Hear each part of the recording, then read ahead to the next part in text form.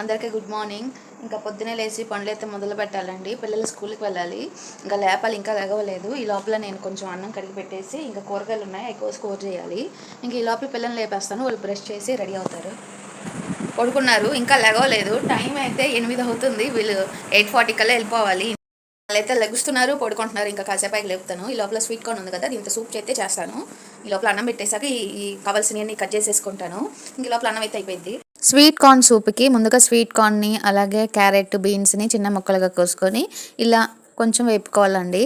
బటర్లో అయినా వేపుకోవచ్చు, బటర్ లేకపోతే ఆయిల్ అయినా వేపుకోవచ్చు. నేనైతే బటర్ అయితే వేయలేదండి, కొంచెం ఆయిల్ వేసుకొని వేపుకుంటున్నాను. బటర్ ఉంటే కొంచెం టేస్ట్ అనేది వెరైటీగా ఉంటుంది. ఇంకా నేను ఆయిల్ వేసాను కాబట్టి బాగానే వచ్చింది. దీంట్లో కొంచెం వేగిన తర్వాత సాల్ట్ అలాగే పెప్పర్ పొడి అంటే మిరియాల పొడి ఇలా వేసుకున్న తర్వాత కొంచెం స్వీట్ కార్న్ని ఇలా మిక్సీ వేసుకొని ఇలా వాటర్లో కలిపేసుకొని లాస్ట్లో ఇలా మనం వేసుకున్న నీళ్ళలో కలిపేసుకోవాలి.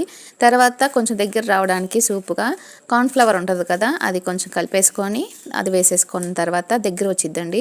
ఇది కొంచెం బాగా మరగాలి. ఇది కొంచెం పొంగుతున్నప్పుడు స్టవ్ కట్టేయండి, చాలా బాగుంటుంది. స్వీట్ కార్న్ సూప్ అయితే బాగుందండి. నేను బటర్ అయితే వేయలేదు కదా, ఆయిల్ వేసాను, అయినా సరే బాగానే ఉంది. మీకు నచ్చిందండి మీరా? ఎలా ఉంది చెప్పు. బాగుంది అందులో పడింది. సూప్ అయితే బాగుంది. మీకు నచ్చిందా? ఇదిగో సూప్ అయితే చాలా బాగా వచ్చింది. అలాగే పాప నేను బాబు అలాగే తాగేసాము కూర్చొని.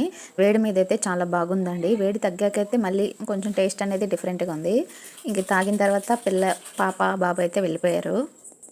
ఇంకా పిల్లలు స్కూల్కి వెళ్ళిపోయిన తర్వాత నేను ఇంట్లో పని అయితే ఒక్కొక్కటి మొదలు పెట్టేశానండి. అయితే నేను మీకు ఒక విషయం చెప్పాలి.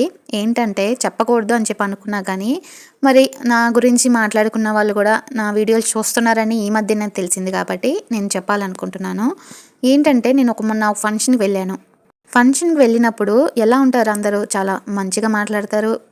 తెలిసిన వాళ్ళైతే కొంచెం బాగా క్లోజ్గా ఉంటారు. కానీ నా ఫ్యామిలీ ఫ్రెండ్స్ కొంతమంది ఉన్నారండి, వాళ్ళకి నా వీడియో చూస్తూ ఉన్నారు.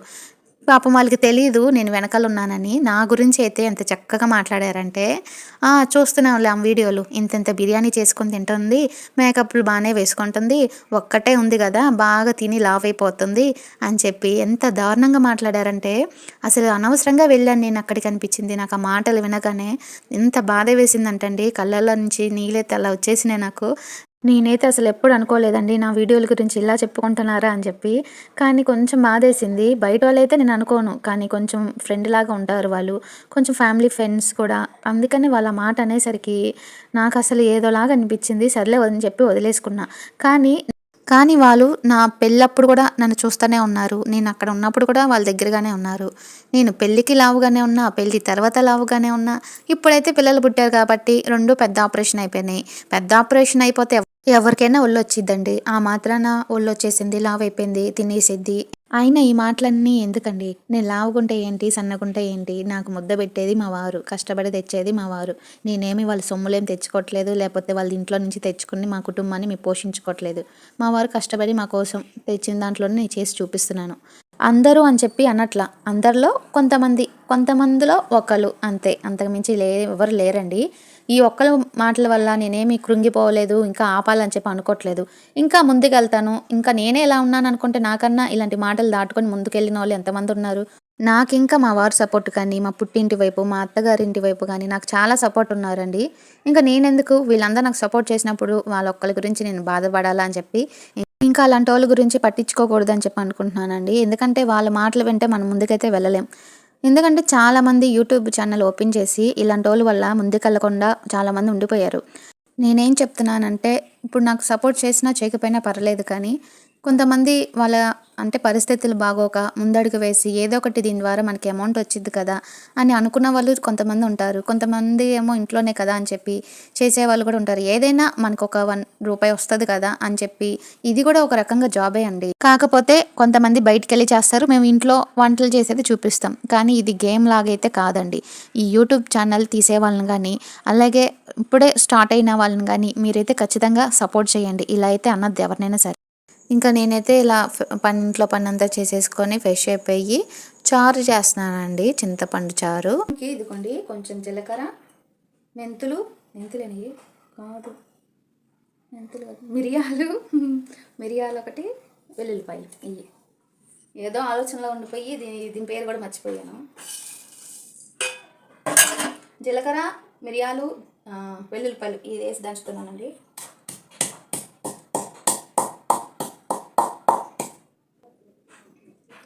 కరివేపాకు అయితే వేస్తున్నాను కొంచెం.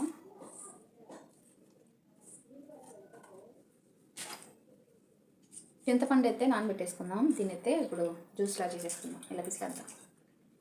చింతపండు పిండి వేసుకొని ఇలా నీళ్ళలో వేసేసుకున్నానండి. ఇలా తీసుకున్నా చింతపండు. చింతపండు నీళ్ళల్లో ఇప్పుడు కొంచెం పసుపు,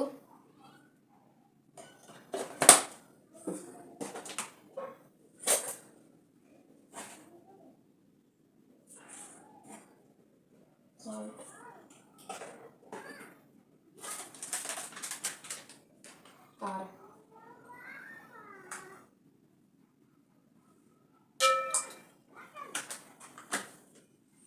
ఆ నీళ్ళలో ఉప్పు, కారం, పసుపు కలుపుకున్న తర్వాత ఒక డేక్షాలో నూనె వేసుకొని నూనె కాగిన తర్వాత కొన్ని తాలింపులు, అలాగే ఉల్లిపాయ, పచ్చిమిరపకాయ, కరివేపాకు ఇవి వేగిన తర్వాత మనం ముందుగానే దంచుకున్నాం కదండి మిరియాలు, జీలకర్ర, అలాగే చున్నులపాయలు, కరివేపాకు ఇది కూడా వేసేసి వేపుకొని మనం కలిపి ఉంచుకున్న చింతపండు రసాన్ని కూడా దీంట్లో వేసేసుకోవాలండి.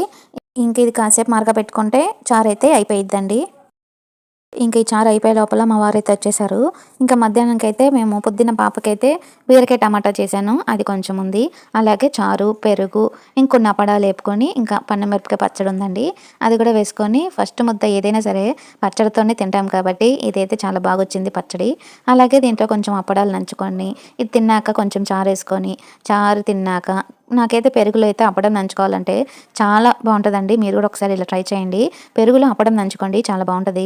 నాకైతే చాలా ఇష్టం. ఇంక తిన్న కాసేపటికి పకోడీ అయితే వేసానండి.